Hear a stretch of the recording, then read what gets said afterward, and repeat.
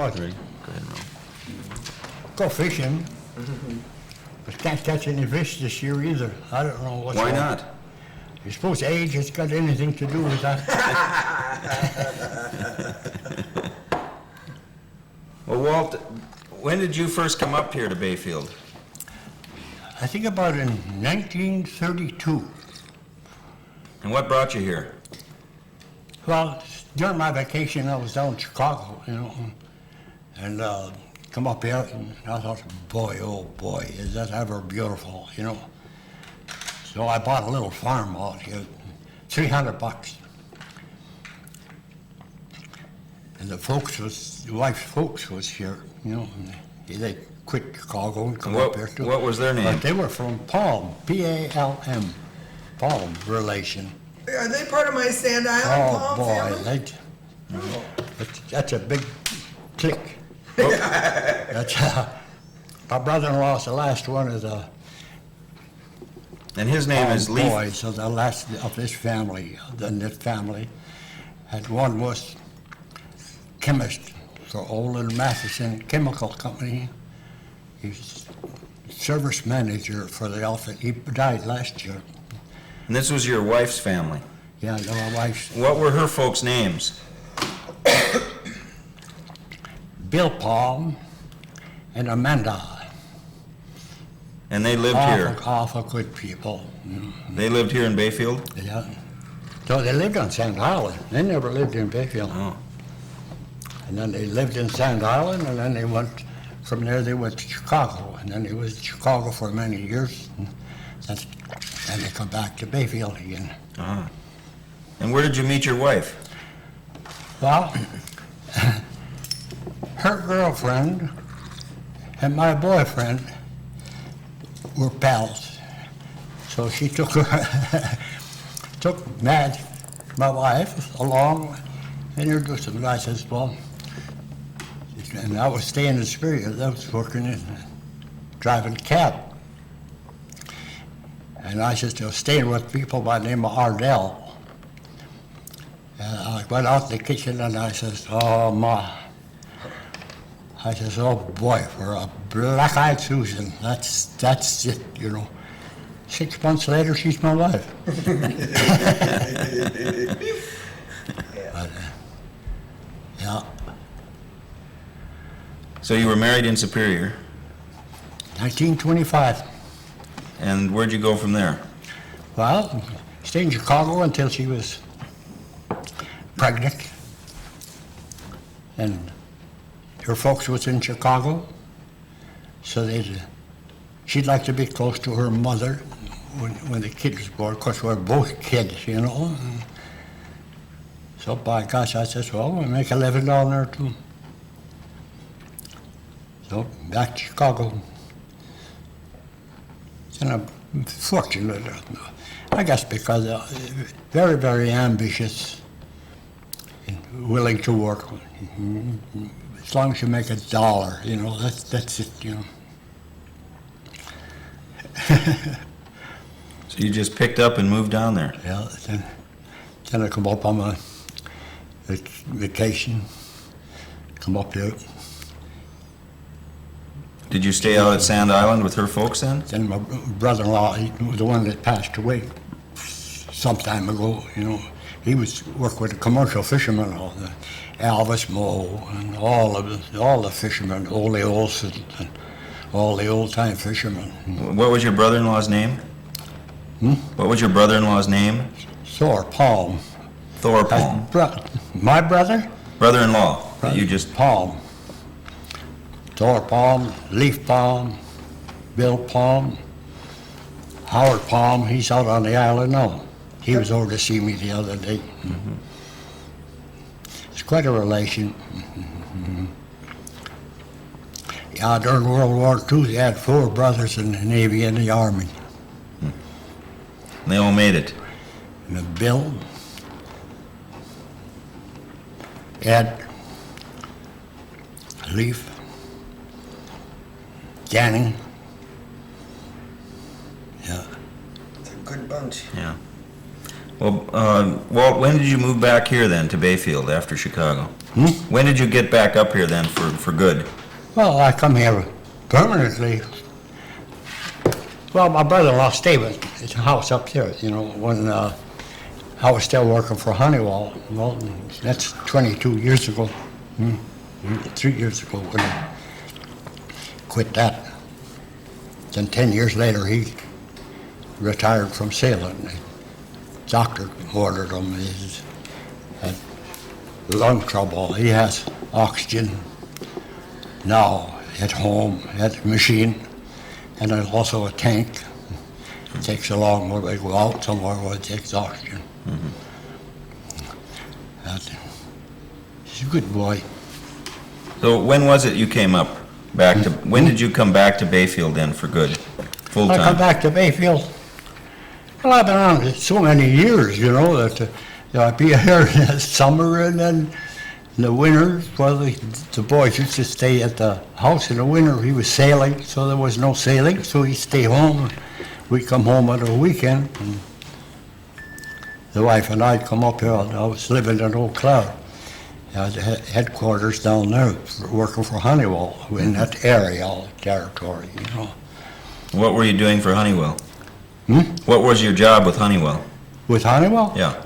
Yeah, well, they call me an erection engineer. I don't know whether it's just installing the control equipment in schoolhouses and public buildings and big buildings, and putting in the pneumatic, air-operated control equipment.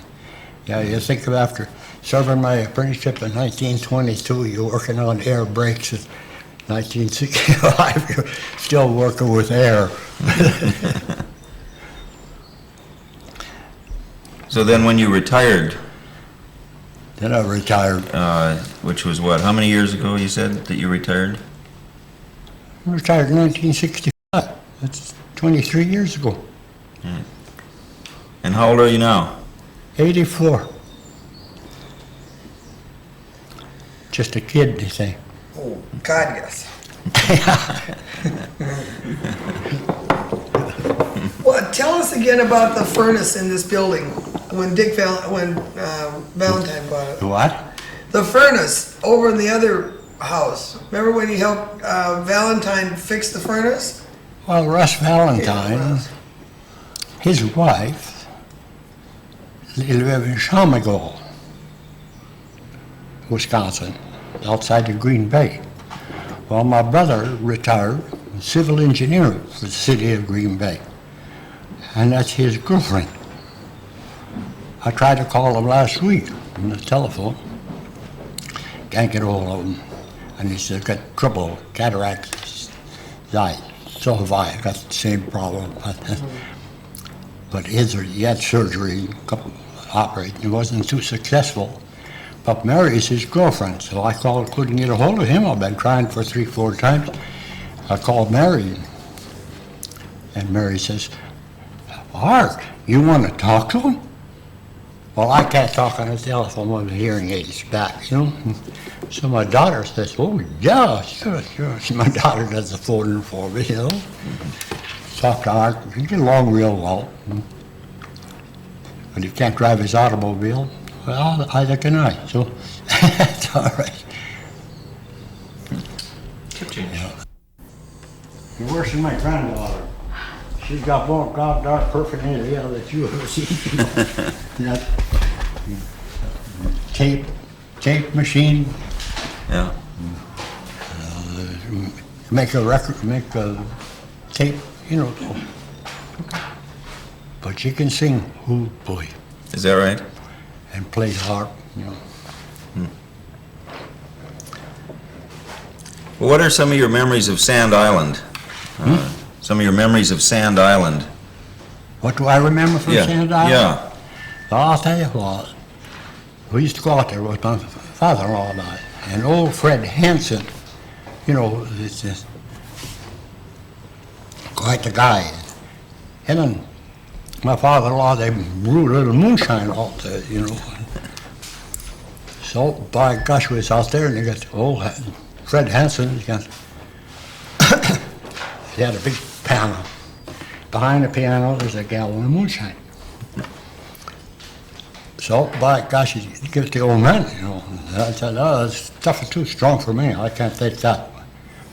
Oh, my gosh, I got some beer.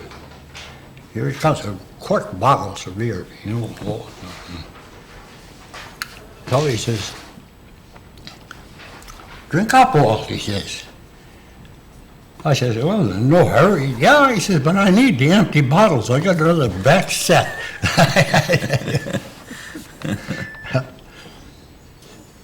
So I went to Bill Orr, old man Orr, Burton Orange.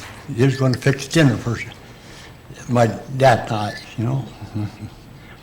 So we go over there.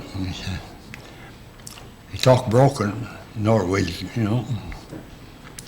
So he's going out and dig some potatoes. So I go out with him. I said, oh boy, Norwegian, potatoes are beautiful. He said, oh, bad year this year. He said, they should be so big, you know. It wasn't big enough. So then he sits at the kitchen gabbing. He says, well, I got to go milk the cow.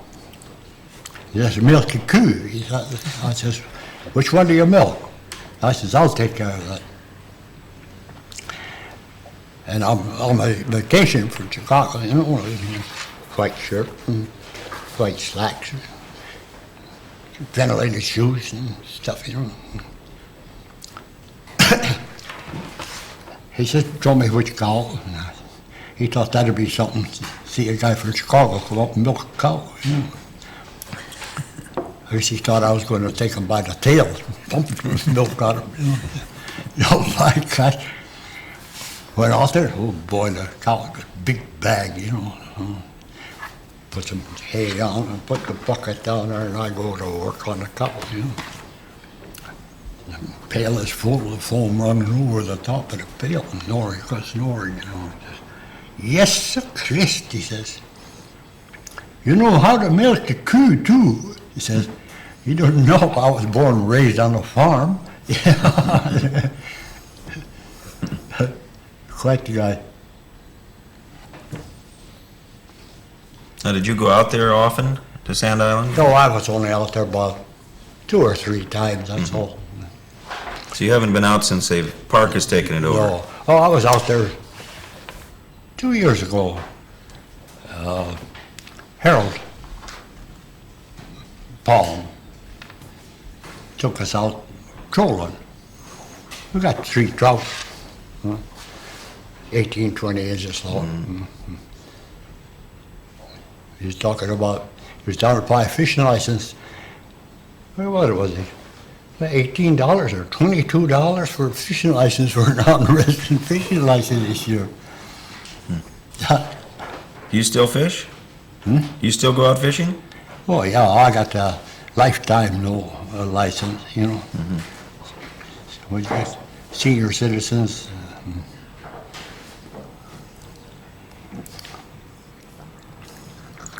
Well, tell us about this house here. What do you know about Mary's house? About what? The history of Mary's house, this house we're in right now. I didn't hear you yet. I said, what do you know about Mary's house? The night house here. Do you know That's Valentine's house. Russ Valentine's house? Yeah. It was. Oh, he's down in Jamaica. Oh, we got a big home down there, beautiful. No, this one here, right that's- here. That's right. What? He lived next door to me for a while, you know. I think of when that was before he bought this one. And, oh, Russ, you should see my kitchen. See, for putting a heating plant for Russ. I was telling you about it. Everything curly burnt in the kitchen, the family room, the cabinets and all that stuff. Beautiful, son of a gun. Still nice. Yeah, but I come home Friday night. I was still working, you know. Come home on Friday night, house is all black. The summer, walk up, the door's open. Here's Russ sitting in the family room. You know, kitchen and family room. You got a big overlook picture, bend over, looking at the light and stuff. You know? He says, this is the most peaceful place that I ever was in. He says, it's really something. He said, I said, how'd you get up here? I don't see no car around. Oh, he says, I had Steve take me up and drop me off. All right, Christmas time come. The wife says, oh, we're way ahead of Russ, you know, for the amount of time he put in, you know. I says, well, what do you think we should give him for Christmas? His daddy go down and get a good bottle of brandy, and then I'll open the carton and I'll put $100 bill around it, and for Christmas present. Okay, I went downtown, Madge fixed up the bottle, closed the cover, and Russ goes home. He comes over there always. He used to, in them days, King Company used to, it was some nut dealer or something, you know, and he'd bring up a whole half a bushel of all pecans and almonds and walnuts and all of nuts, Christmas time. So he brought them up and had a few drinks and then took off for home. Then he opened up the box and he said, call on the telephone. He said, well, are you still going to be home, or are you going to be up for another hour or so? Yeah, sure. Well, he says, I got to come see. He's got the $100, and he's going to want to give it back to me. Yes. I said, oh, no. You're way ahead of you anyhow, so you just forget about that. Well, he says, people don't treat me that way in Bayfield, he says. He used to do an awful lot of work for gratis, you know, welding. Even the farmers bring in their farm equipment and everything else, and he'd weld it up for it. He's a really good boy, you know. Yeah. Do you remember how much he paid for the house when he bought it? If I'm not mistaken, it was $8,000. Yeah. And didn't he get some money from DuPont to fix it up? Yeah. I'll tell you what. It didn't cost very much, and then he got a housing allowance to restore it, I think. Well, the houses in them days was a lot different than they are today, boy. You know, like, figure out, when I had the property out in the farm, there's one thing. If you build or spend your money in an up-and-coming country or lakeshore, that's two places where you're not going to lose any money. You can buy all kinds of land. I bought it up in the country up here. Shit, you never get anything out of it, you know. Pay taxes, that's all. But the lakeshore, just like your house here, you'll never lose any money on that one if you ever decide to sell it, you know. When you got your lakeshore property out here outside of town, how much did that cost out you? of town. Well, it used to be the Elmore farm. Now it's a cabin camp or a trailer camp, and, you know, stopover down there. Our property start right next to that, and then it runs north. Then there's a road that goes down to the lake. Lindquist Road. Lindquist Road. Yeah, yeah. I think about that when they when I was up there on raising strawberries, and Leary and next door neighbor, he built a house. Son of a gun, he built it on my land. Yeah, well, I tried to get him to survey it, you know, before they. Well, I didn't know, but Eli LaPointe, he knew where the lines were, so I asked him. So when I put the road in, they told me to lay out the road wherever I wanted to lay it out. I said, I'll sign the easement for the property, what they need for the road.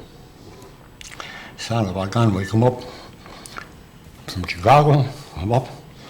Holy Jesus, there's a house being built on our land right across from our cabin. And then the woman was mean, you know, she was ugly as the dickens. And mean to my wife, and that was the wrong thing, you know. As far as I was concerned, you know. I says, well, I got you. He says, yeah, the road isn't line. I says, the hell it is. You know, road ain't the line. I says, the road is just where the old road used to be, but that's not where the line is. By gosh, until it proved to me that it ain't, why the house stays there. But by God, it cost me $150 to have it surveyed, you know. And come up to the house, and the guy that was helping me, were on the hatchet in the house. This half is yours, Walt. So, by God, we were notified, Larry too, about that was going to survey it, you know. I thought he'd probably chip in on it or be interested in knowing, but he'd leave town. He'd go out of town when the surveyor was there, you know. And to find the line, it was quite a project, you know, because there was no record of any corner posts or anything. You had to go a mile back here and run it a mile this way, and then back up onto the, oh boy. So what happened then? But they moved. Well, then they called a special town meeting and want me to give him the land that his house is on. I says, you wouldn't give me a damn thing. Why should I give you anything? I says, you don't even, yeah, but you trespass when you go down fishing. I says, yeah, you trespass when you walk across to your land. So what's the ticket? But I never signed it over at all. The hell with them. Did you build the cabin? Yeah, your wife and I. Oh, really? Yeah. Madge did too? She was a small girl, but boy, oh boy. She could pick up rocks, I'll tell you what. You ever been down there? Oh, sure. Well, who'd you sell it to? Dr. Dobson. Right. That's Kenny's property. Oh. They're Yeah. building 2 new homes down there now. Have you seen the new one? Yeah, he built one for himself up in the woods. No, that's his parents. Well, yeah, Dr. Dobson did. Right. Huh? Ken, the son, built it. Yeah. Oh, they done a beautiful job too, son of a gun, you know. Yeah. Now he's building one down by the lake. I haven't been down there. He always tells me, come on down and see me, Walt. The old doc, last time I was over there, he says, Walt, he says, you have no idea how happy I am that you sold the land to me. Yeah. Wasn't it hard to part with, Walt? Wasn't it hard to part with that place? I don't know. You kind of look at this too.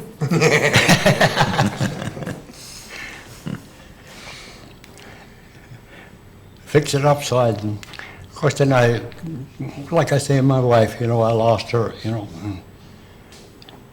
And she didn't want to stay in the hospital. She'd rather stay home. So we had a couple of nurses at night, you know, and my daughter. Yeah. Then I'd get up at 4 o'clock in the morning.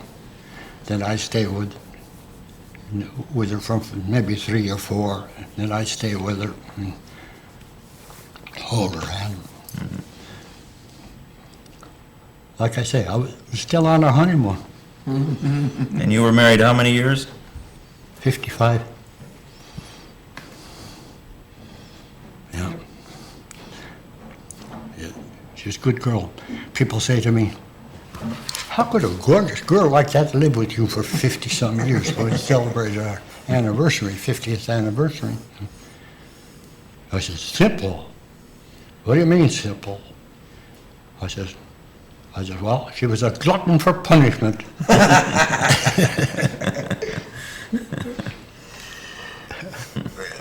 Did you, when you went out to Sand Island, was Bill Noring's dad out there still? You remember Bill Noring? Yeah. And his dad? Do you remember his Oh, old yeah, man Noring? old Bert. Old I Bert, know him yeah. well, yeah. Yeah. Do you ever get one of his yokes? Do you ever watch him carry in the water? Yeah, harnessed there over the shoulder and then a stick sticking out in the 2 pails, you know. We had that home on the farm too. See, I was born and raised in Poplar. And where's that? Poplar, Wisconsin, over here. You ever hear of Dick Bond? Major Bond, the ace of aces in World War II? Yep, the most, I mean, he is the ace of aces. B-O-N-G, Bond. Right. Well, my mother was a Bond girl. I see. Oh, I didn't know that. And I think, if I'm not mistaken, my mother was the first white child born on the Fond du Lac Indian Reservation. My granddad was the interpreter and grievance agent for the Chippewa Indians. So, whole family history, boy. Well, how did you get to Chicago in the first place? Or did you ask him that already? That was 1926. I went to Chicago. His wife was pregnant. Oh, okay. But you met, That's- I got it. Never I mind. went through that. Yeah. You never met my daughter. She never met I you either. almost She was did here this morning. I know. She'd be over. Good. All you gotta do is call her. She'll come and get me. She's a good girl. Yeah. Tell us about raising the strawberries out there at your place. Boy. Well, the first time I had a bulldozer come in to level off the yard. And between the cabin and the lake, so it's not too far, maybe 50 feet or something. So I said, Daddy, I'm gonna plant some strawberries in there. And okay, so we went and got 500 strawberry plants. And she planted these 500 strawberry plants between the cabin and the lake. And holy balls, we come back the next spring, the strawberry rows putting her solid. And there'd be a son of a gun, all the strawberries we wanted and everything else. And she sold $300 worth of strawberries. I thought, oh, balls, this is for me. So I called rovers over there with a bulldozer and I clean up 5 acres. Plant strawberry, boy, oh boy. No, the first time I planted rhubarb, Keene Company was going to process rhubarb down here with rhubarb juice and some doggone thing. Son of a gun, if I don't plant this, what, 3 acres of rhubarb? Well, it takes 2 years. And when I plant the plant, I drive out in the country to the vacant farm and load up a load of manure on my truck. I had a 1.5-ton truck, and pick up a load, and every rhubarb plant, a shovel full of this old rotten manure goes in, Well, it takes 2 years for it to really grow, 2 years, and son of a gun, I go pick about a ton of it, haul it in, to Russ Valentine. Russ says, we'll pay you for it, what we, the agreement. Son of a gun, he says, I can't use it, just haul it up to the dump. Well, I got a 2-year contract, and I go home, I think about that son of a gun. That tractor and all the equipment, take care of that damn stuff. So I go to Russ, and I says, Russ, how binding is that contract? Can I plow this son of a gun tractor? He says, well, I'll call the office. He called the office. He says, no, they'd be happy if I would. So you didn't have to buy it next year, So I get polytributes out there with a tractor and a crack digger and the whole works, and I clean the whole damn thing off, Then I planted strawberries in there with all the cow manure I put in there, new land and everything. Boy, oh boy, did I have strawberries on that. I think about 3 acres on it. But that's the way she goes. And then you built, The what? I said you were telling me that you built an irrigation system for your strawberry fields. Yeah. But boy, oh boy. The strawberries business, it was a big business. I'm sure I was the biggest grower I mean, the most volume of any grower in Bayfield in them days. You used to have farmers of have a patch where their families and them would pick them. That's all they'd raise, just enough what they could sell, just a little bit. But with me, with the Indian kids, reservation, boy, oh boy. I was telling you before about the bakery, all the sweet rolls and Bismarcks and donuts, and give it to the kids, you know. And they appreciated it. And then I think about old Rose Duffy. She had 3-4 kids picking berries for us. And I had my own money made. Well, Lindquist good for so much money, you know, instead of it's paid cash. Instead of cash, well, I found out that's no good. Because I'd have to go to the grocery stores and all over. I told them it was good anywhere. Then to go get my chips back, you know. So you Well, gave then I them, start paying cash. Go get a couple $100 every day. Go to the bank and change, you know, most of the change. Then old Rose Duffy and some of the other Martin Petersons and some of the older timers with the kids there. He says, oh, that's no good. Pay them cash. Kids spend it in the store before they get home. And he says, that's their school clothes. They got to buy new clothes for the winter. So we wonder if you pay our kids with the chips, and then I'll cash in the chips so the kids could. The kids are cute, good kids. Then you get some kids come out on a bicycle from town, you know, and all they want to make enough money just to go roller skating. And then they tried to coax the other kids to go swimming in the lake, you know. Just wife would fire one every day, you know. You stay out of here. Leave these kids alone. Start throwing strawberries and raisins. Oh boy. How do you get the berries watered? How did you get the berries watered? Irrigate. Pump the water out of Lake Superior. Everybody told me that was the wrong thing. Should have warm water. But I found out that was a lot of crap. Because by God, cold water, at late in the afternoon or evening, turn on the whole wash system and there it is, sprinkling all over, you know. And sit and drink a beer, watch it rain. Then when you see the water standing on the ground, shut her off. Then you find out, by gosh, the cold water, that cools the land off, the ground. The strawberries don't ripen as rapidly, and all they do is just get bigger.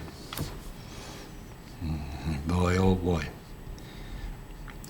Well, in the strawberry season, one year, Sparta raised a lot of strawberries down in Sparta, Wisconsin. Their crop come on at the same time the Bayfield come on. So it knocked the dickens out of the price of the fruit up here. So then Russ started going to can them, 30-pound can. Then you got to pay the kids a nickel more a quart to pick them with the stems off. Oh boy, oh boy. how much did you pay the kids? How much did you pay the kids to pick? I forgot just how much it were. It wasn't 22 cents a pound, I think. That's putting her a quart, you know, 22 cents. How long did you grow berries? How long were you in the berry business? About 4 years, that's all. Then I quit. Why'd you quit? I don't know, got too many irons in the fire, you know. But we enjoyed it. Like I say, my wife was a hard worker, she's a little girl. Yeah. How'd you get hitched up with Joe Cavacci? Well, Joe Kowalski, he was the guy that helped me put in the heating plant here for Russ. Russ, he hadn't bought it yet. He wasn't going to buy it if he couldn't get somebody to fix the heating plant, and he wasn't going to pay the local contractors what they wanted for it because he could buy everything wholesale, but he couldn't get anybody to install it. So he comes down to see me. I says, okay, I'll take care of it, Russ. Then he moved in. He bought the house, they moved in. We got the heating plant in with old Joe Kawachi.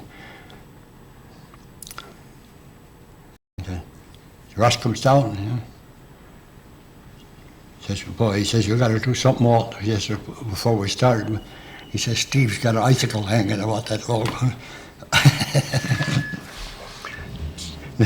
Got to stop installing, and he comes down and he says, oh, the walls are so hot. He says, Steve is up there panting for breath, he says. Yeah. But all in all, Russ is a good boy. I liked him 100%, you know. Mary, I didn't know Mary so well, you know, she teaching school. Her and my brother, they get along all right too. Of course, he's 77.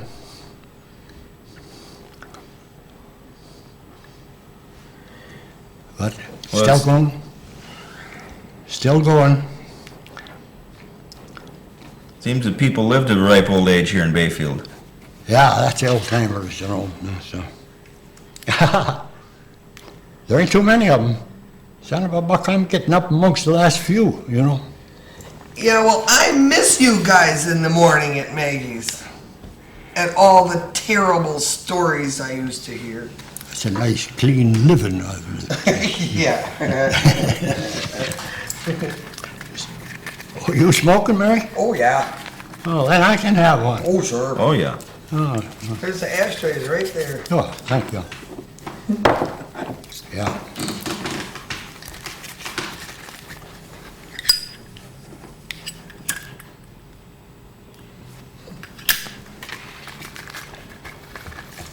Yeah, well, I think of a working strong, come up here in the summer. My daughter graduated from high school here in Bayfield. Then she went to Northwood College. We go back to Chicago. She come home for Christmas down to Chicago. We lived in a suburb, Berwyn, outside of town. And I was going to buy a house down there, $3,500. Brick building, oh, beautiful, about 10 years old. So I rented it with a lease of option to buy it. But I never got the option. Son of a gun was fixed up the yard with creeping bent grass, you know. Oh, Bill fixed it up, and I finally went to ask him, oh, he says, we just sold it.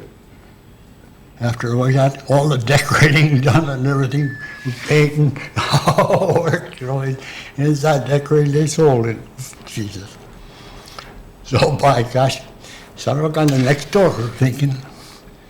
So we rent that. But by God, I had a lease with an option to buy it, you know. So by gosh, up then they sold it. How much you want for the lease? I said, all right, I'll sign it over. Well, by gosh, you rent me that other house for 3 months rent. I'll sign it, son of a gun.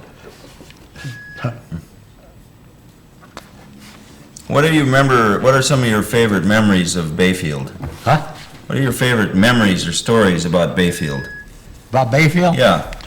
Well, I thought that Olson would be here. I was going to tell him about the island. You know, we used to go hunting years ago. I was working for Honeywell. Christ, if I was take my vacation, and I'm busier during my vacation than I am when I was working, you know, because they'd call on the telephone, they had a job in Ironwood, Michigan, or Irons, you know, either Herbster, Torquay, keep you going anyhow. So take another day off. Do this, take another day off. So, by gosh, I thought, my God, I'll go hunting on the island. I'll notify them at the office. They get a hold of me, they got a Coast Guard. That's the only way they're going to get a hold of me. So I go out there deer hunting. They used to have an early season, and you get a free deer. You didn't have to you had to have a license, huh? But if you killed a deer on the island, that wouldn't interfere with your quota of the deer that you kill. Oh boy, old Mel Erickson, he was out on Rocky Island. We stayed at South Twin Island. Oh, beautiful place out there. Son of a gun. Walk in and turn on the light switch and the generator takes off in the boathouse and top shelf out there. So we stay a week out there. Always killed my deer, always got my deer. Yeah. 1 year hunting on Polly Tribovitz and all that gang out there, and Ascohocus and all them old timers, you know. Used to hunt with them guys. You know. My brother-in-law was with me one day, was down the Raspberry Bay Road. And Leroy Olson says to me, he says, damn, Walt, he says, you go back on that stand where I was last year, we're going to drive through. You know? Son of a gun, I said, okay, I'll go on. Son of a gun, here comes a buck. 210 pounds. And just a brand new rifle. My wife bought me a new rifle, 300 Savage, and swing mount, ranchman, scope, the whole work. You know. I knew I hit him, but he's still going down the hill, down in the ravine. And boy, what I mean a ravine. Get down on the bottom, I get down there. There he was. I give him the mercy shot and start dragging him out. My brother-in-law says, he quit. He says, I don't know why you wait, but son of a gun gets all the way down in the hole and drag him out. But I won the buck contest. Well, who's this? This is Gov. Hi there. Here, how about if we come right there? I was just talking about you, Governor. They want to know what I knew about you. Yeah. There's one thing that I know about you. I remember when we was out there deer hunting, Oh, yeah. and Ben Roscoe, and it's, oh, there wasn't before deer season. We was out there trolling. My gosh. Checking up on me. And somebody come and told Ben, he was out on Rocky Island, and Oh, yeah. told him that, Jesus, I see Governor down there shot a deer right on the shore. So Benny takes off. And he can't find no deer. So Ben was telling me, he says, that goddamn governor, he says, he knows that island better than I do. He says, the deer was gone, he couldn't find it. Yeah, yeah, I remember that. How long have you guys known each other? Quite a little while. When did you come over? When did you come to Bayfield, Walt? Well, that was 1930, 30. 34, something like that, 32, 33. Yeah, I used to be around the old juniors, yes, Yeah, as long as they had it. drank a few beers together. Sulier come home sailing, and boy, it'd be lots of life down there. The old Joe Lingman, you remember you gonna kiss old Joe, get out of here, get out of here. They had a ball. Be quite a bunch of sailors come in there, you know. Jack Bear, remember Jack Bear and his wife? And there was Soper. Oh, there was quite a gang there. Oh, Lyra. Old Harris Hooper, he's in a nursing home. Yeah, I heard he's Where, pretty skinny. Where my granddaughter is a nurse over there. Pretty skinny, eh, Walt? Huh? Hyra's pretty skinny, I heard. You don't get his beer now. No. No, Hey. boy. Ira was sort of like the Peanuts cartoon guy. Didn't he spend a few nights in the woods every now and then when he was drinking? Old Ira? Hyra? Oh, yeah, you used to tell some stories there. Well, his mother lived across the street from where I lived. With Yeah, that's right. years ago. You know, and God, here comes the mother about 10 o'clock at night. And my wife's mother was living there. Come over and she says, Hara just come home and he's so drunk and he's so mean. That's when Flavia left him. Oh, yeah. His wife left him, you know. Yeah, I wonder if Walt go over and talk to him. My wife come and wake me, and I said, sure, I'll go over there. Walk over there. I says, God darn Hira, and he's all rough talking, oh, Jesus. Didn't care what he said. He's swearing at me, you know, and I says, I don't give a damn what you say to me. By God, if you're mean to your mother, and I shook him, I said, I'm not, your mother comes over and complains again. I says, I'm not going to come over and shake you. I'm going to come over with a goddamn club and I'll fix you with good. Didn't soak in very deep, though. It didn't soak in very deep, Walt. My sister, we used to live right next door when we was kids. I was going to school, you know, well, Hyra was next door there. Where Georgie Myers, we used to live in Georgie Myers' place there. Yeah. That's quite a while back, must have been early 20s, something like that. And my sister, Saturday, you know, or the weekend, would bake cakes and a lot of stuff. And had to sit way up high. By golly, she didn't catch Hyra climbing up, get the cake. She gave him a good kick and on, chase him out. And heck, 5 minutes later, he was back again, trying to get in. Yeah. And Hira's mother come over a couple of nights later and she says, thank me. She says, I don't know what you done or what you said, Walt, but he's just a different boy. Ted Shalvin was kind of chummy there for quite a while. Ted used to ball him out. He'd get kind of meeting with his mother, you know, for a while there. She was a sweet old soul, too. Oh, yeah, she was a nice woman. Yeah. But, what's her name? The daughter, Hyra's sister, she was a baby when we lived there. She was born just when we lived next door there. Yeah. What's her name? What the heck was Hyra's sister's name now? I don't remember. I can't remember the name either now. Well, Gov, were you born and raised here? Oh, yeah. Born, you know where Mr. Lewin's place is? Which house did you live up on the hill? Oh, we lived across from where Sawyer lived there, across from Pavel for a little while. That was week. In 1918, my mother died after that flu there that spring, you know. She died in that house there, 1918. That's right across the street from me, huh? No. Well, where up in there, we lived at Georgia Myers' house over there. Oh, George Myers. Yeah. Boy, they done a lot of remodeling there. Boy, oh boy, yeah, they done. Shoemaker Nelson, remember Hannah Nelson?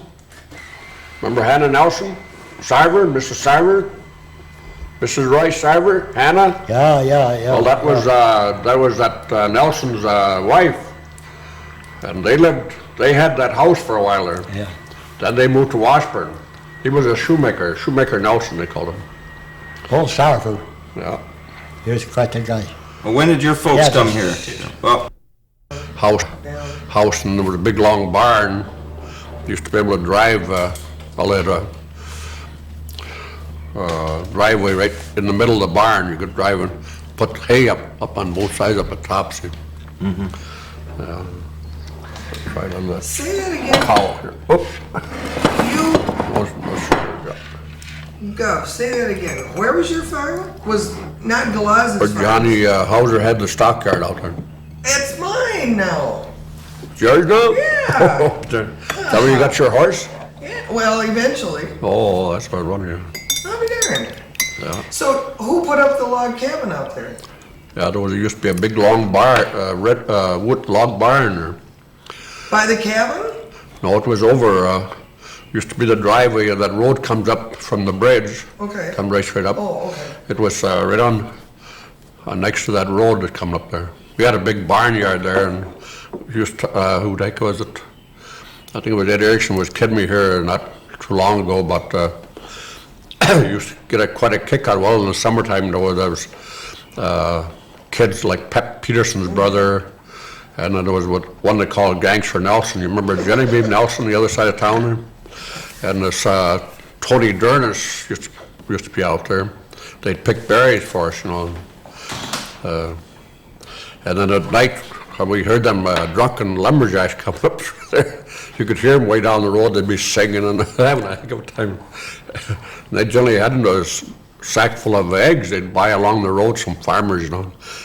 I know it must have been good for a hangover or something. But then we'd stretch the wire across him. When you heard them coming, we'd tighten it up, fasten it around something. And bang, they'd fall down, you know, and they'd break their eggs, and they'd start cussing them. Kids would get a ball out of that, you know. That was good old, what they call the good old days. And my dad got mad after a while. Like Nelson had the farm next to us there toward the bridge. That was Mo's, and well, Hoterry's had it at last, I guess. And Agnes Nelson's father, he had that property that time. And he had a camp just up about a mile up the old railroad track there. Well, every once in a while they'd try to sneak through there with some load of supplies and for the camp. And then they'd cut the wire somewhere. They didn't want to go through that barnyard there. It was too close to the house, I guess. My dad would get out there with a rifle and shoot up in the air, scare them. And you could hear them drunken lumberjacks with a long help. They'd run down toward the swamp. They call it Nordine Swamp down below there. Oh boy. My dad would laugh about it afterwards, you know. So was he farming out there, or did he have another job? Your dad? My dad was farming there a little bit. It was 160 acres in that property. That goes up over the hill there a little bit. But then he'd, in the summertime, they used to load lumber boats down here. Pretty good, he was what they call longshoreman. And well, sometime he'd work overtime to finish up the load of the lumber boat. Then they'd walk way back out there again. One night he was walking, call it a shortcut, go up over the hill where they got a road going down through there now. But it'd come out the other side of Ronnie Barnham's along there, a little shortcut trail there. So one night his feet got sore in big heavy shoes he used to wear, you know, cheap shoes. So took the shoes off. I got down going along the trail. It was dark. Something was jumping up at him. So he got a hold of a stick and he killed the two of them. There was two mushrats. He must have had the young ones along there, I suppose. Jumping up on him. Next morning he checked on him when he was going back to work. Then he seen him with two mushrats.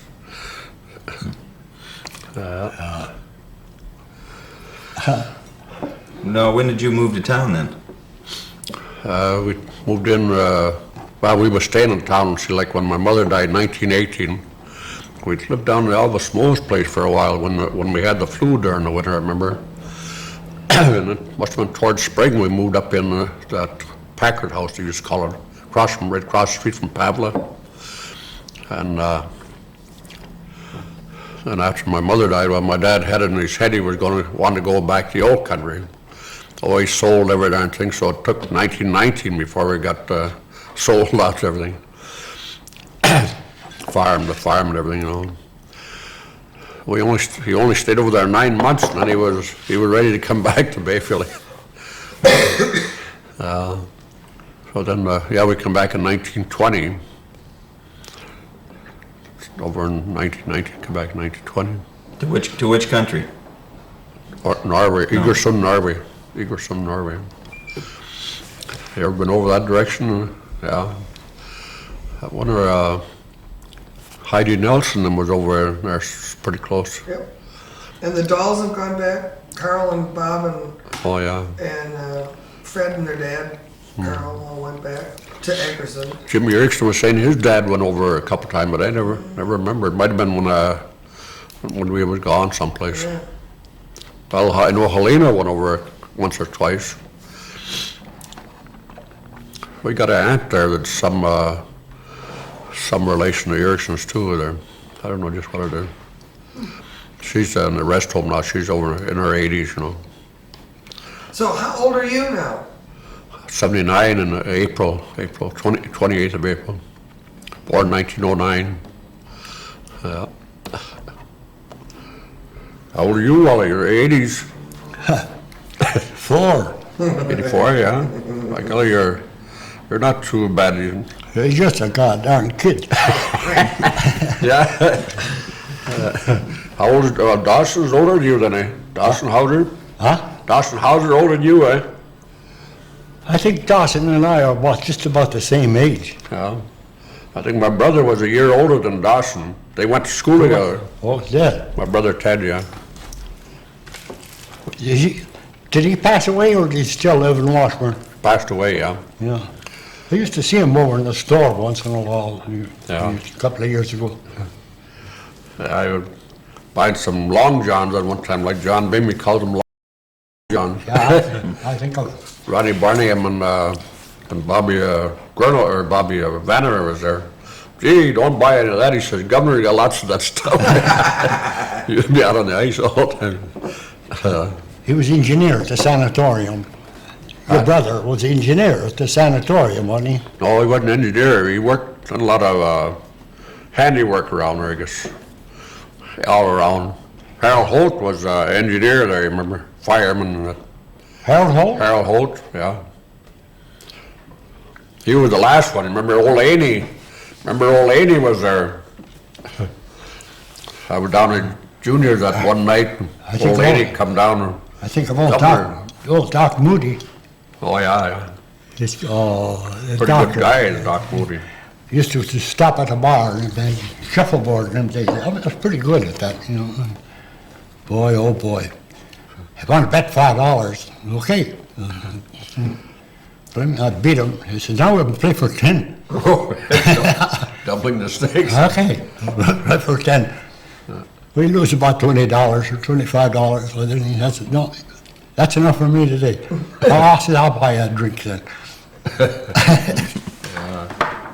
Who's Aney? What? Aney, there was, Allison Matan's wife. Oh, yeah. That was her stepdad. Yeah. Aney married Maud. Remember Maud? Maud Jonick? Who? Maud Jonick. Yeah, yeah. She would want to know who Aney was. Remember Aney? He was fireman out there. Anyway, he went up my old Crocodile. Well, that's Bristol lives there now. There's he had a little Ford Coupe Model A. So he couldn't make the hill, and he backed down the ditch. He was pretty good jagging. So I said, you better get in and drive. And I turned her down. I said, I pushed it out of the ditch there. But then I drove uptown around by, like Allison Matan, and I got to run for the hill to get out of town.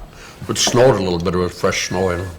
So I drove him out there, and he had a gallon of wine, so I had to stay there all the next day. And he brought me back the next night. We had Sunday dinner out to San, and it worked out all right. Yeah. Where you live when you came back from Norway? Well, I think we moved in upstairs to Erickson's house there for a little while. And then I don't know.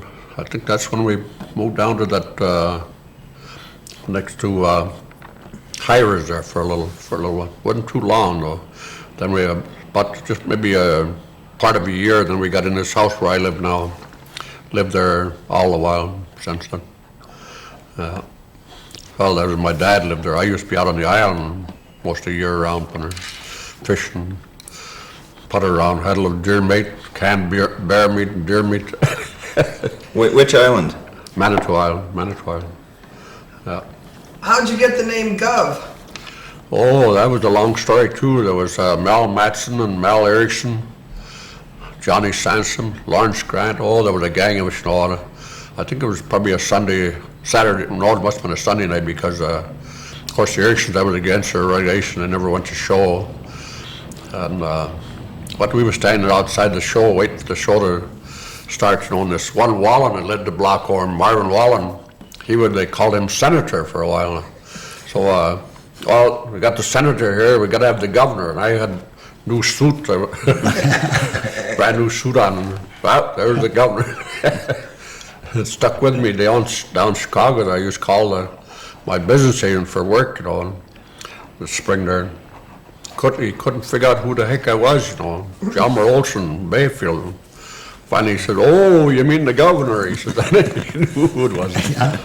Guys that worked with me, you know, always on the oil tug there for a while, St. Clair Oil. Guys from Chicago, they had talked with him. He was quite liked his drinks up in the north side of Chicago, you know, quite a gang of them roundheads up in Irishmen and roundheads, yeah. So they all knew the governor around there. Ed Erickson, Aye. I was kidding Ed Erickson the other day about a fellow from Ely who was telling me about. He said, "Oh, my brother, he got a big job at Ely," he says. Working for the city government. He says, what does he do? Is he governor or senator? Named off everything. No. He says, what do you call a horse with the two hind ends? He says, mayor. That's it. Yeah. Oh, my God. Well, what was your line of work, Gov? What did you do for a living? Well, after I got away from Bayfield, I was still fireman on the steamboat for a while, a few years. And then I was 52, yeah, I was on the steamer Denmark, and there was two Wallen boys, Carl Dahl, Ray Humphrey.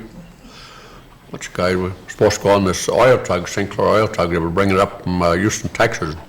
Used to be a fire tug down there in Texas. Well, they had oil barges, you know, we went all over Lake Michigan on the east shore and then up to Green Bay, Milwaukee, Green Bay, up all along up in there.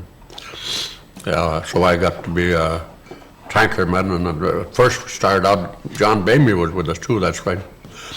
So we, they had so many deckhands, and then they wanted what they call barge captains, supposed to take care of the lines and one to another, and then we had to be a tankerman at last year, pump the oil, and put ballast in the oil barge. Had some awful rides on Lake Michigan. We run all winter. Philip Winslow was with us for a while then. And we, for a while, we had to pull we had a big manila line, and we had to pull by hand, you know. Pretty rough. It'd get cold nights, you know, and then it'd make us skim of ice on it. And boy, it was hard to pull. But they'd break out two crews in, and they had to coil it. Then it'd freeze stiff, but then of course the next day they was all out pretty good. And we started out, we were going to Milwaukee at the time. Me and John Bamey was on the shift there. The line broke. We just about starting out, put full speed on, and broke the line that we had to splice that wet line. It was pretty tough work, splicing that wet line stretched out, you know. Well, John Bamey had told us about when he... What's that? Well, John was telling us the story where he was on this dredger. Oh, dredger, yeah. That went over. Yeah. He was tossed in the lake. Dredge number 6, they call it. That was Mayor Chaplain Scott company that I worked there for once in a while. Did you ever have times like that? I mean, a rough... We had a rough trip on that. That was January. We put in 9 days over in Grand Haven, Michigan there. The oil pump wouldn't pump out. Someone had trouble with it. It broke down. And so then they had to call a guy from East Chicago to come over and fix it, mechanic fix it up. But anyway, coming back, and me and John, the captain, was drunk and he was sick. He was laying in bed, so he told me and John to take over, you know, steering. So, gee, weather report sounded good. See, every 6 hours you get a new weather report. So, said it was supposed to be southerly wind, only a few miles an hour. we were going and the wind picked up. Boy, it got rough. John was on during the night there for a while. And you had to go down and tell the engineers to put the pump on. And see, that caved in the forward bulkhead there. So the hole filled up with water. The hatch went off the forward deck there. So boy, it was pretty rough there. Next morning after daylight, we could see Chicago, but a pretty rough ride going across there. That Marvin Wallen, he was so scared. He was sitting by the table. There was a kind of a lounge in the corner. He couldn't move that Wallen. He was a nervous wreck. Him and John, they'd go uptown in Milwaukee and they'd get drunk, and they'd come back. They had an Indian captain there at one time. He was going to fire that Wallen. Wallen couldn't stand up. He was crying and he'd fall down. Oh boy. They called me out every once in a while to help John when we had to pull up the hose, see him, and they were helping her until we got out and started out. Generally, we had, if there was nice, calm weather, then we had cable that put out on the corners from the tug, and push it and make better time, by the way. Mm-hmm. But if you let it out on the tow line, then it took a few more hours. Yeah, it's commercial fishing. Well, I tried to get some way where I could stay up here, and make $1, So I bought a whole fishing outfit, 30-foot boat, a couple $1,000 worth of gill nets. Boy, oh boy, start the herring season. You get down there and come in with a load of herring. We caught fish. My brother-in-law was fishing with me in gum shark. Get down there and start picking the fish out, and the boat is rocking, Some of the kids come down there and they didn't pick enough fish to pay for their boat. If you give them the fish, you couldn't make any money at the salad gun because you couldn't pick them out anyhow, I said, don't you know how to take it, fish out of there? No. I said, well, give it to me. Bit the head off and throw the fish in the box. The little girl, she started to heave. Oh, boy. Get sick when you see you do that, Got through that season, then we'll go to trout season started. Yeah. Ice takes off. I go along with the ice. About $1,000 worth of new string, new nets, plus some second-hand, bought it from Ross Valentine. He had second-hand stuff. So how I go, along with the ice, get out by Stockton Island or Presky Island out there, Trout Point. Set 2 gangs here. I think about, it sounds 1,200 feet in a box. So I put out 2 gangs, gill net. Then I went on the outside of Outer Island and set another gang. Then it started to blow northeast, to blow the ice in the harbor. And there I'm out by Bass Island, stuck in the ice. And then I run into some floating nets, they call it, and the meters close to the top when the ice is shifting around, that they didn't get the nets out of there, Got tied around the propeller. There I lay, out by Bass Island, 2 o'clock in the morning. Jesus, I see a little opening, and I was sitting on top of the pilot house, and I got it opening towards Bass, Madeline Island, so I thought, well, that's closer to home. So I got home about 5 o'clock in the morning. Blow, boy, oh boy, did it blow for a few days, Old Povo was then, he asked me where I sat. I told him, he said, where'd you put your new nets? I told him about Trout Point. He says, you might as well kiss him goodbye. He says, in the store, but it's gone. That $1,000 worth of new string is gone. Maybe the one on Outer Island might be all right, but the Trout Point is bad. No. Cleared up a little bit, the ice take off, and I take off with the ice. Get out there, trout, holy balls. 18, 20 pounders inside a bucket, Lots of them. I think I had about 1,000 pound the first 2 gangs. Lift 2 gangs. Next day go out with the other 2 gangs by outer island. You know. So get out there, there's the buoy. I always set my compass, you know, so I knew just exactly where I was at, you know. Trout old balls. Early 40s, I think I started for a few years there. Yeah. And my brother was down from Duluth there. He worked in the shipyard up there. So he was down from Duluth that time when I got that deer.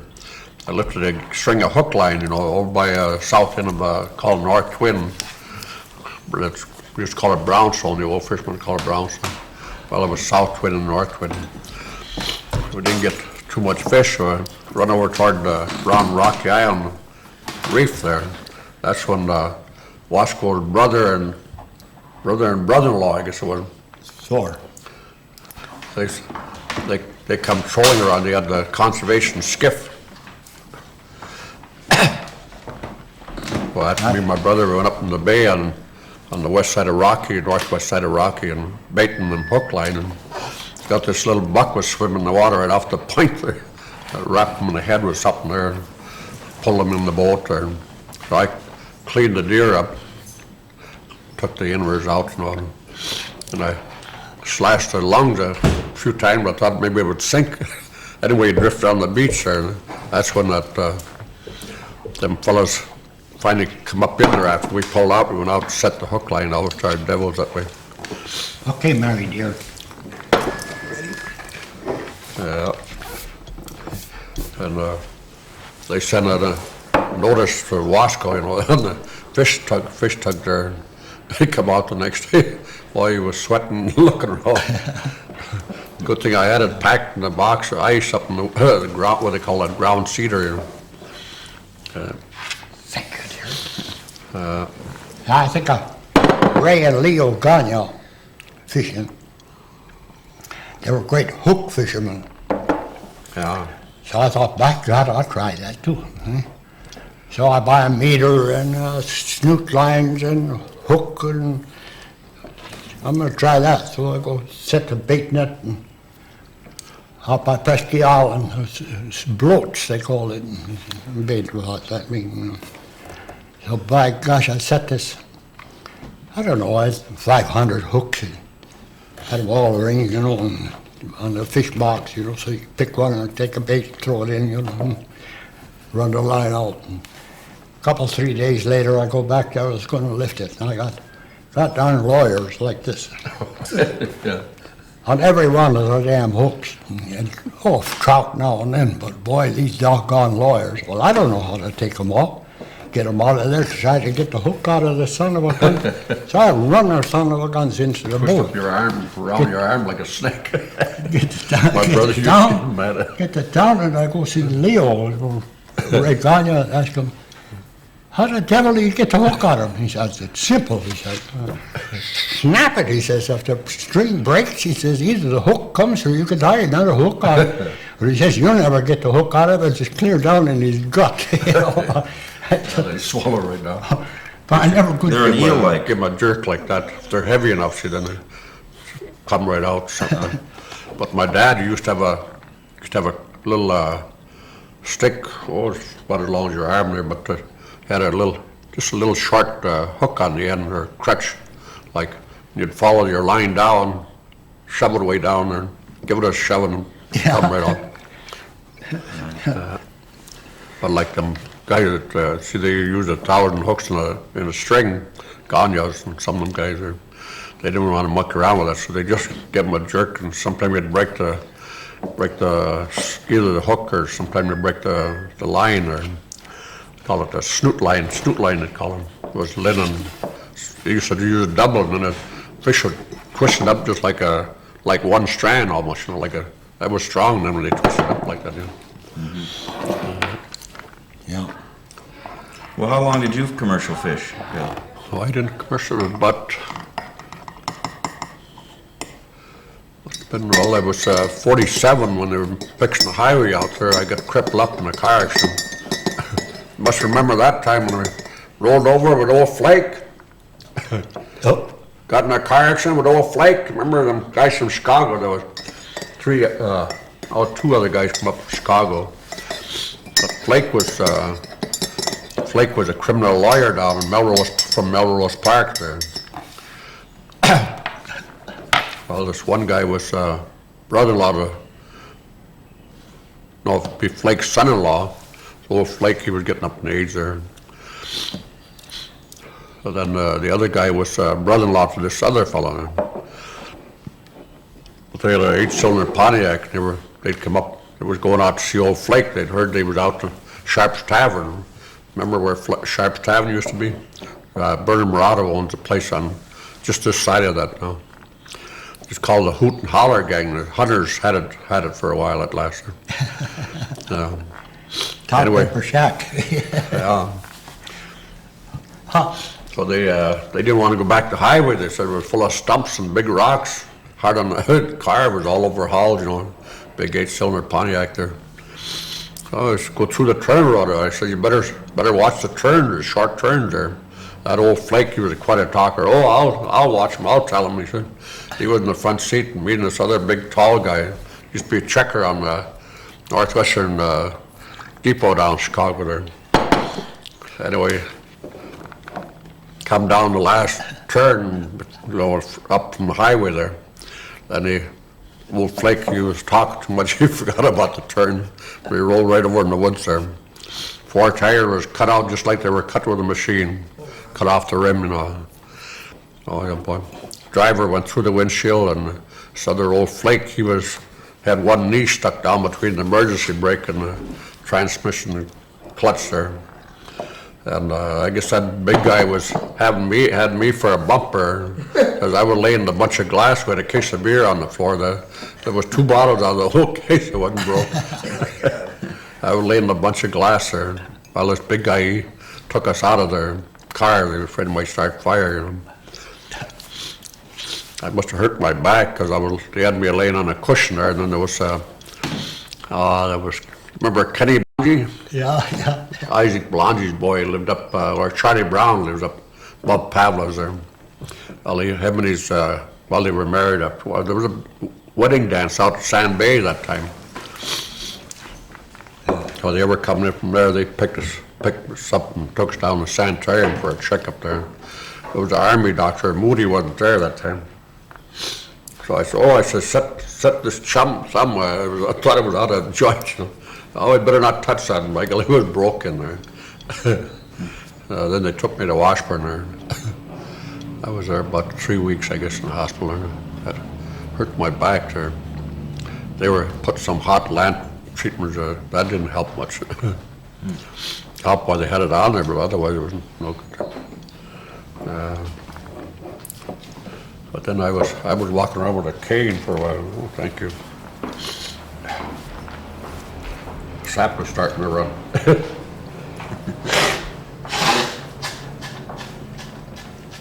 You're not going to get that kind of service every day. Let's bring you the Kleenex and all that stuff. And blowing some old blood and everything else. Well, what'd you do out on Manitou? What? What'd you do out on Manitou in the camp? I was fishing and trapped a few coyotes. Yeah, You really stayed out there for a long time, didn't you? I was there quite a while. My brother was there at first. He fished with that Ben Gusson. A little bit there. Who was that old fisherman on Oak Island? Mark Kane? Martin Kane. Jesus. Down at the tavern. And he's all warped out of shape. He's a commercial fisherman, you know, the old fellow. Asked me if I'd take him down to his boat. His boat was down by Booth. So I said, God damn, Martin, I says, you better come home with me and get some sleep and a cup of coffee, and I'll bring you back in the morning and you can go home tomorrow morning. He says, oh, no. He says, the name of his boat was a Dreamer. He said, dreamer knows the way home. He even did too, because I met him in that channel there between Oak and Main Shore there one time. He had another guy with him. They were sitting there talking. I waved at them 2-3 times. They didn't even raise their head. They didn't. They didn't notice me. He used to come by, when he come by the cabin, you know. He didn't have any horn or anything, he had an open boat, you know. And come close to shore, and I waved down, and here comes 3-4 fish tied on a string, you know. Throws her out there on the beach, and then waved. He was a character. Gee. Tell me and my brother used to stop in and have coffee there. And says, Governor, he said, you got to get out on the ice, get rid of that tavern tan. He said, just say tavern tan. He was a character, that old Martin. So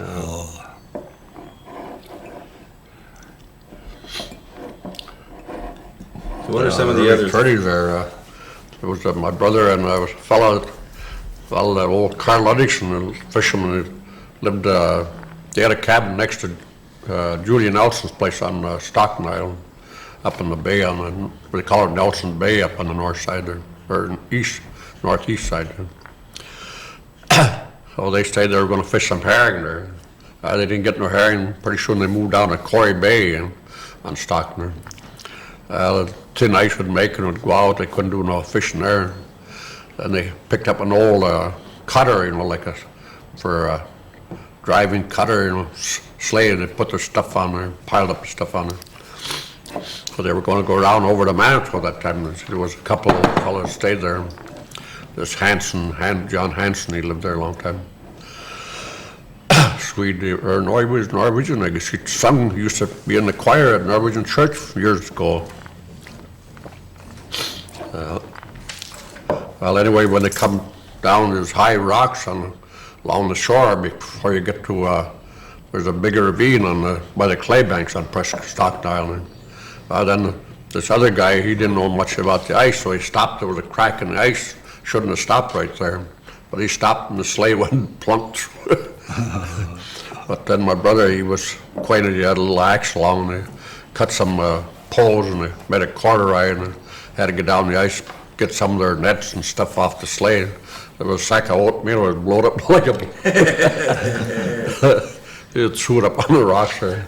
But then they got over to this bigger ravine, there was old Gufford Bark, Captain Bark. Remember Captain Bark, don't you? Yeah. Well, he was in that big ravine track there, and he was fixing a skiff. Well, it's probably only about 10, 12 foot long, but used that just go across to the ice, you know, part way across the channel there. But he had a dog team there, you know. They stayed there overnight, my brother, and then in the morning, they got a little heavy ice. They went down, picked up their supplies, and took it over to Manitou. So then shortly after that, this guy was running low on provisions, and he went to town. He must have left that little skiff over on Herbert Island, they call it there. So coming back, he puts his stuff in there, you know, and the dog team, well, they come over toward the shore with that big ravine, and there's some seagulls on the water. So the dogs, see, the skiff was leaking a little bit, and they get kind of cranky that way. They want to tip. See. These two dogs got up, put their paws on one side, and over went the skiff. Good thing he was a good swimmer, that guy, you know. He had to drag that skiff in, and the dogs want to get up on his back, you know, so he had to fight off the dogs. Yeah, I think Ray Mackey had a hound out there by Onion River. So he called Al Beck, used to have a repair shop down by Booth's on automobile repair. Called him, says, Ray called him and says, I got a cub bear up in a tree. My dog will keep him up there. If you want him, you can come and get him. So him and Gus Brown went out there. And by God, they got a lasso around the bear. The bear jumped out of the tree and down comes, I don't know if it was Brown or Gus or was he. But anyhow, they got the bear. Took him down to his garage. He says, I'll have that son of a gun eaten out of my hand inside of a week. this cub bear. By God, you know. About 2 weeks later, here he comes. He got a collar on the bear and come into Trollers Inn, or Gum Sharp's Tavern. And Gum and I had been trapping bear before, a year before that. We had 7 of them one fall, you know. But anyhow, by God, he got the bear and he says, guy says, you want to sell him? I'll buy that son of a gun. How much you want for him? So Al says, what do you think, Gus? Yeah, sell it. You get $25 for it. That's a good deal. So the guy bought him. Give him the $25. So by God, they said, where you want him? We'll put him in the trunk of the car. So the guy goes out there Al Beck goes out there with a bear on the collar, put him in there, takes the collar off, and comes back in there. Well, Chris, you got the collar off of him. What do you do now? How can I get him out of the car? That's your problem. He says, I made this collar cost me $5 for the leather and that son of a that don't go along with the bear. Who was that that was gonna wrestle him down that shop there? Somebody was gonna wrestle that bear. Remember they were Look old Herb House. Herb House. Herb House. Oh, he says, Jesus, was he strong. The bear, he says, boy, was he strong. I mean, he did actually wrestle him. The guy, Yeah. Herb House. He did wrestle him? I don't know Or if did he he- killed him or not. I don't know, I never heard, no. Just that I heard he was wrestling with him. And somebody witnessed this too. He says, my God, he says the bear was down part of the time, but part of the time old Herb was down too. He was a rough and tough old Herb. Yeah. They used to hang out down the shoulders in there, that big Walt Anderson, remember? Yeah. That was a regular ball there. Like during the winter, the fishermen would all, Ellis Matan, Big Floyd Hupman and Wallen, oh, there was a gang and hang out in there, you know. But it was stormy on the ice, so they couldn't go out, so they get drunk. At one time, Ellison and Floyd, that Big Floyd Hupman, they started wrestling around there. And every once in a while, Ellison, that Floyd Hupman was just shiny ball head, you know, and he'd give him a slap on that ball. That Big Anderson, he'd laugh. He was having a circus there. Big inch. Yeah, Big Inch, yeah. It was because the guy was out trolling. Whole gang of us, you know. I was had a good poker game going on at the same time, you know. There were all about 10 of us, you know. 3, 4 of them fishing and the rest of them playing cards, you know. And my brother-in-law, the one that's a commercial fisherman, he was along. And son of a gun, he drank a little too much beer and he fell asleep in the bow of the boat. Old Walt Big Inch warms up a bottle of beer and pours it on the front of his pants. You know. So, that was all right. I got that. It was along with, I think it's Granya's boat. Grania was taking the trollers out. So, by God, the Big Inch, he climbs up in the pilot house. Nobody get out of there. So you might do the same thing to him. My brother-in-law warmed up a bottle of beer and he walked over and lifted the cover off of the pilot house. Just when before we got into town. And he's got suntans on and oh, he's all wet in the front. Poor Grace, he'd like to shot him. Thought he'd wet his breath. Oh boy. About 6'7", I guess. That Walt was about 6'7", wasn't he? Yeah, big. Walt Anderson. Big inch. Big, tall guy. What'd they call him? Walt Anderson, they call him Big Inch, Anderson. so for a nickname. Big Inch. Big Inch. They call him the Big Inch. Pretty good-natured guy, you know. I don't know. He passed away, but where's Grace? Grace still here? Oh, she died too. She died too. Cancer, yeah. She had cancer. Say, when Prohibition was over, and the and Bates, you know, who had Bates? Who had Bates before we had Bates? You know, the George Jonas. George yeah. Jonas. You remember him? Oh, yeah. Who? Bertha. George Jonas? Jonas. George. Oh, Yeah, good guy. He had a son, Kevin, was no good. Oh, you mean, Oh, what was his name now? not Kevin. Not Kevin. That's or- McCready. Wayne. Wayne. The son of a gun. But he didn't drink. This, Give everything away, but what he didn't drink, he could give away. And if you did buy a drink, well, you put the money in his pocket. Oh, boy. go out after he closed that. George tavern would have to and go spend- down to- Spend everything he had. To borrow a couple of bottles of whiskey so he could keep the bar open. Jesus God.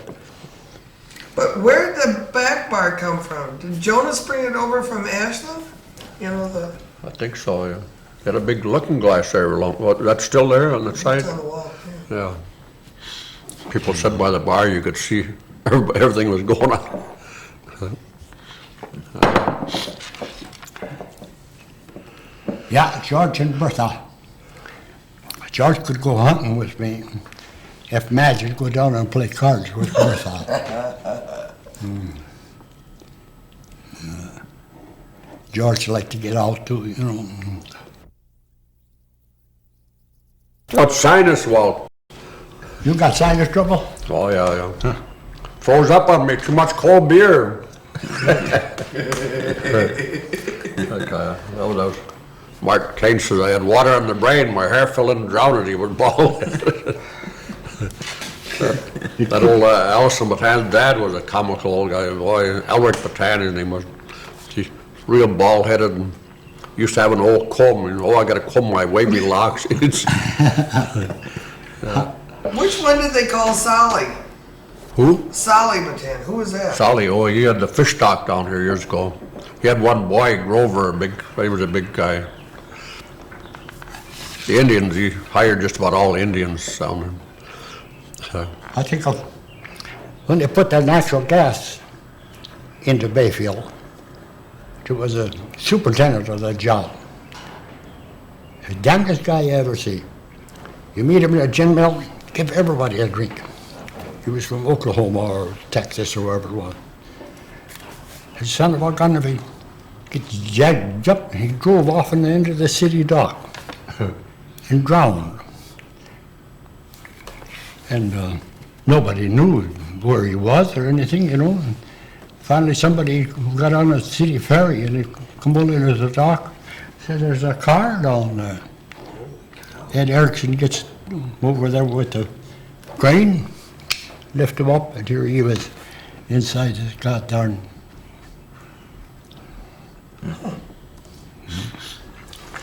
worked Jackson Park there. Well, that's where we had they had a trailer for office. That's where we used to change crews at Jackson Park in Chicago.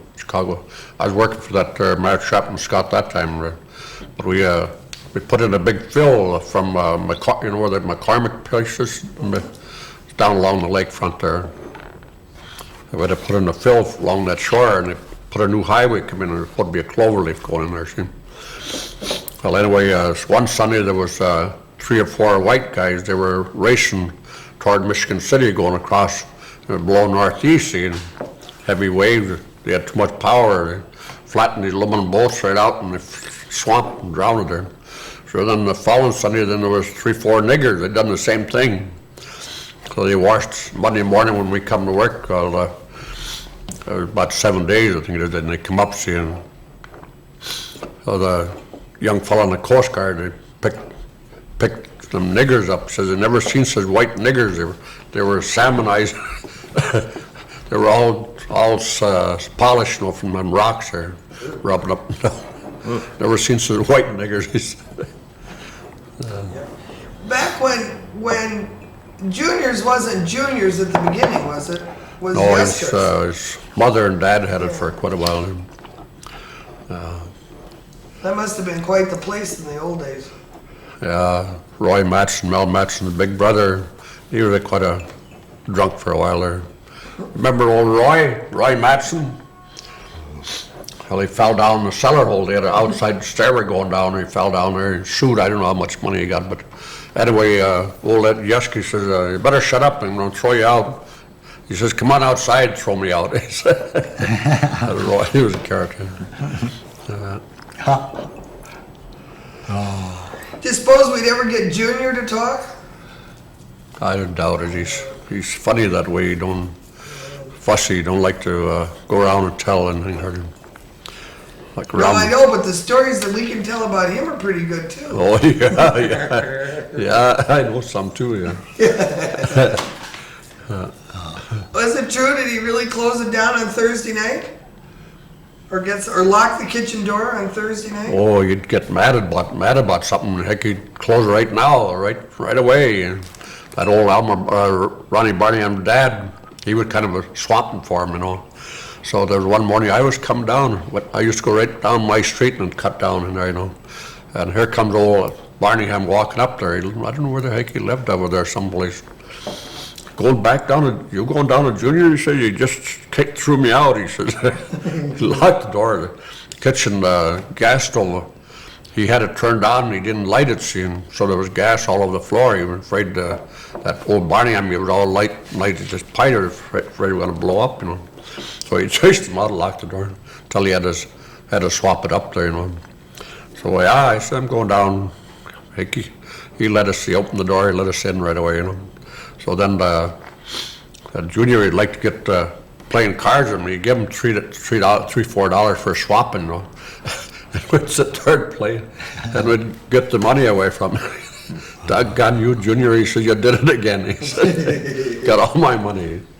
But I thought Junior used to close it down and have a friend in the back room every Thursday night or something or other. Well, I didn't know. It might have been kind of early, but could be. Yeah, he had that. We used to call her was it the Black Widow or something like that? His girlfriend, they called. Who's that? Remember Junior's girlfriend? Junior's? Junior's girlfriend, yeah, Yeski, Yeah, from Washburn. she lived in Washburn. Yeah. She had a sister too. Yeah, there was two sisters there.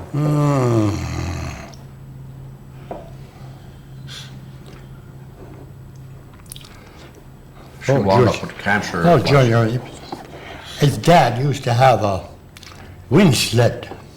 Oh, yeah. Looked like an old-fashioned cutter, you know, like the old with the horse cutter. He was out, I was helping somebody, I don't know, out by Punky Bay, lifting nets. He come by with that goddamn wind sled. We walked all the way from Alta, you know. I was mad. God darn guy could stop and pick me up. We walked blowing like the dickens, you know. I don't Cold. think he didn't have much room in that thing. There was only three. 2 seats. We had one ski in the front, yeah, and two runners behind there. Pretty small off of there. Didn't Bob Moon buy that? I think he had it for a while. Who? Bob Moon had it for a while. Oh, he did? Yeah. Poor Bob Moon. The old man, old Jack Moon. He died in a hunting camp out there. Oh, yeah. You know, Sand River. Charlie Babner was with him. Then his son committed suicide right on the road going into the cabin on the same. Oh, yeah. Went to Washburn, bought a new rifle and drove out there, boom, blow the brains out.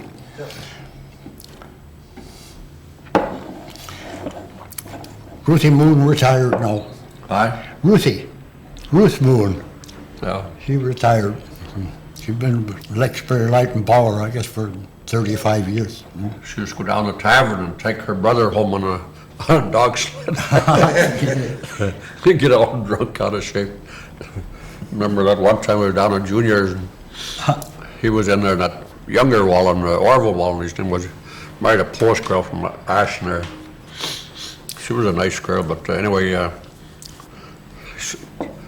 Bob says, give these guys a drink, Junior. Junior set up the drink.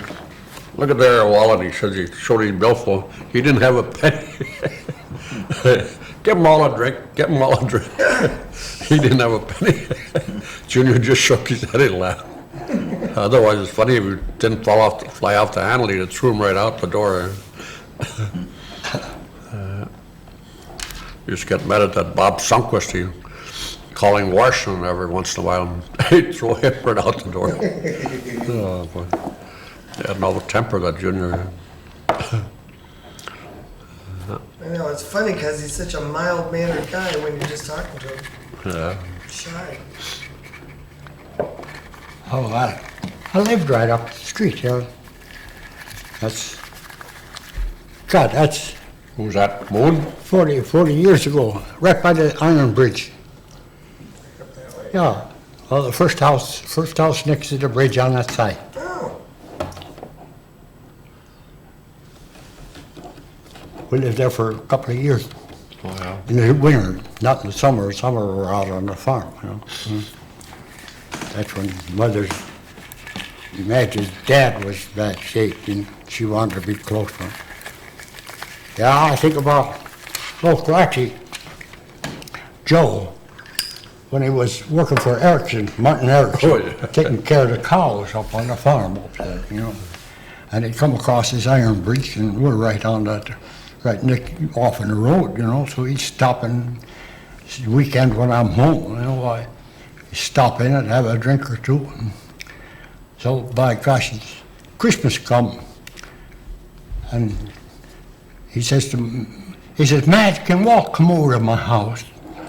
Well, Matt says, I'm fixing dinner, I'm going to bring it up to the folks, but if he wants to go out and play a little bit, why, that's all right. He don't stay too long, you know. So I go over there, and here's Jake was home. And he got crippled up and working in the brush in the woods, you know, the loggers, the old timers, you know. So he was asleep under the Christmas tree. So I sit down on the davenport right beside the Christmas tree, and he was going to fix me a drink and brought me a bottle of beer, and then he comes with a glass of water. He reaches under the shelf and he get this, for the kind of whiskey that you might drink, you know, and look and see what my particular choice, you know. He looked at that, and one bottle, and the next bottle, and the next bottle.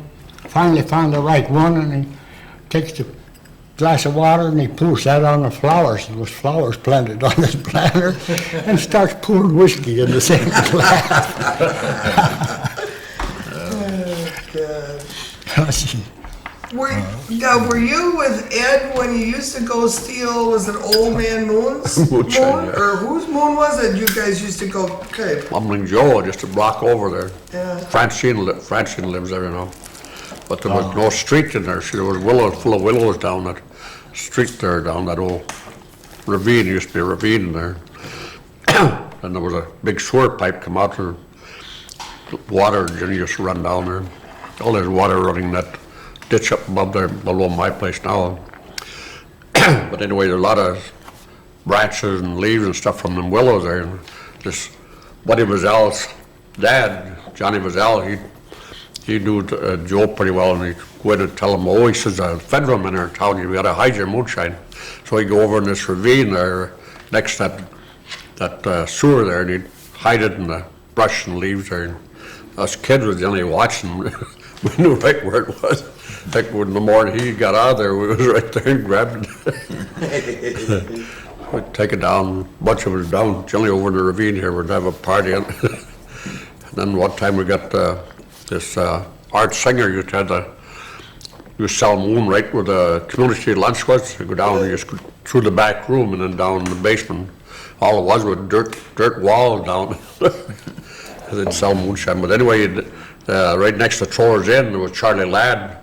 He had an old barn there right next to the alley. And we got a nice big 5-gallon keg out of there. Well, then there was Al Peacock, you know, that building where Pat Patterson's got it now, toward the alley next to Elsa Matan there. Well, he had a woodshed right back by the alley there, and he had some wood cut off short.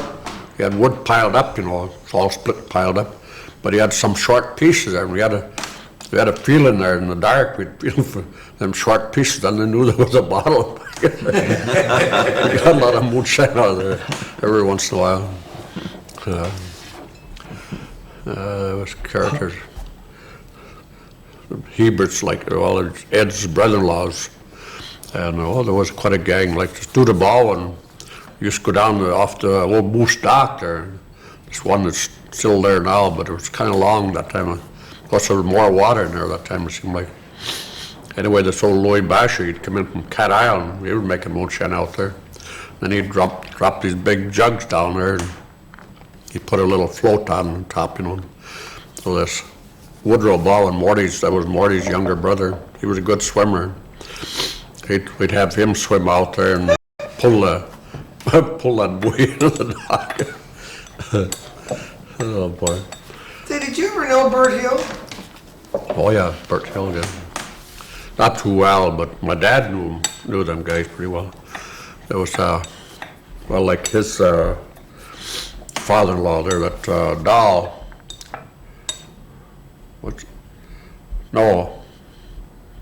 Your name was Palm, wasn't it? Palm, yeah. That was his father-in-law there, Palm. Used to come up to my dad's house there once in a while. They had a bottle of moonshine. I used to be sitting there talking all night long. They lived on Sand Island. Well, one of the favorite Sand Island stories is about the Canadian out in the woods and the fire on the island, and they weren't worried about the farm buildings. They just went to the woods to get the stone boats full of Canadian that was Yeah, I stashed think it was, away. my father-in-law everybody was in bed, the kids and everybody. The old man and Fred Hanson had just brewed some moonshine, And by God, the old man, he didn't like the color of it. He was going to color it a little bit, So I got the frying pan out with sugar and going to brown the sugar to put into this moonshine, and it's colored. And one of the neighbors come over and says, that Hills, where they had a store over there, and he comes over, he's going to gab with Mom, and she says, "Oh my God, Bill, what are you cooking?" "Oh," he says, "the kids wanted some candy." She said, "A frying pan ain't the stuff to cook candy in." That was Floyd Andrews, his name was. Well, Happy Andrews out in Redcliffe there. Well, that was his dad. He used to make moonshine right upstairs in the house. It was up above Wasco's house over there. I think that's the same house that Frenchie Myers had up in there. Up in the attic at night, he'd boil off his moonshine, But then they used to brown that sugar like that too, make it color the moonshine. Doesn't sound like Bayfield was very dry during that. Yeah. Dry at all. Talking about moonshine, that Blind Charlie was out supposed to help drive pond sticks out with the old Cedar Bataan. That's where Martin Kane was working for him when he first came over. He was Martin Kane was married. He lived up on North Shore for a while. Then he come down. He was working for this Cedar Bataan. That was Gilmore Young's grandfather. So anyway, that Charlie was helping him drive, and these two old guys got arguing. They had a jug of moonshine under the stairway on the raft. They were driving. Got arguing away. This big, well, they call him a Pollock, but he wasn't a Pollock. Mark Kane, or he knocked this old cheater right off the raft. Because they had to get hold of him and pull him back on there. So the Blind Charlie got scared. He was pretty young fellow that time. He wouldn't go back there and work no more. Why'd they call him Blind Charlie? Well, he went blind after a while. He liked to stay out in the cabin out there and fish during the wintertime, but then he got snow blind. So, well, him and his brother, he had a brother Gilbert, they both went blind after a while. Well, did you stay on Manitou all winter? Oh yeah, you're around for a while there. Oh, Blind Charlie, he was quite a guy. Yeah. He says, "What? By God," he says, "you're looking better every day." Last time I seen Gum Sharp, me and this Charlie was talking, and he says, I told Charlie, Blind Charlie, I says, "This Gum Sharp is here coming." "Oh, how you doing, Charlie?" "Oh, you're looking better than I am." He said, he couldn't even see him, he was quite a character. The other brother, he was awful serious. He wasn't very happy, but blind all the time. He got married, but they both died pretty young there. Well, there were some characters, I'll tell you. Oh, boy. Who was that guy that lived up? He's friend of Betty Anderson, an old timer, where Hyra stayed with him. Oh, not up to down. Oh, Up and down?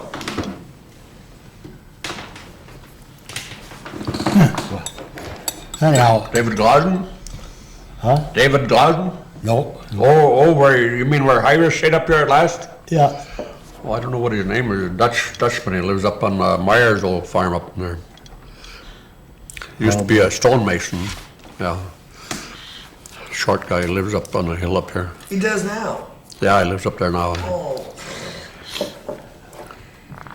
Go up from, Hyra, that's when he was living right up on the street up there. oh, Joe, he lived with Joe, Joe. Mumbling Ledward, Joe. Mumbling Joe, yeah. Mumbling Joe. Oh. Oh, Jesus. Well, anyhow, Yeah, I got up there, and I said, walk up, got in there because George hadn't seen him for a couple of days, you know, so I go up and, oh, what the hell you want? I said, I'm just checking up on you, see if you're all right. Well, that's none of your damn business anyhow. Well, I take Hyra up there one night. I come home on the weekend and I stop to get Chum Shapey to open up the post office and I get my mail. And then we stop and have a drink in there. So Hyra, he wants to ride home.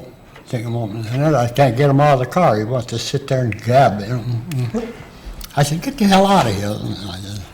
He said, oh, you're not a big shot. He said, sure, you're working and make all, I don't make a damn dime more than what you could make if you'd work, but you dog, you won't even work. He says, well, tell me this. He says, I got all I want to drink and a bed to sleep in, and I feel pretty good now. He says, you give me 3 good reasons why I should go to work. Finally, Joe says, I'm gonna retire like Hyra, sit in the park, he says.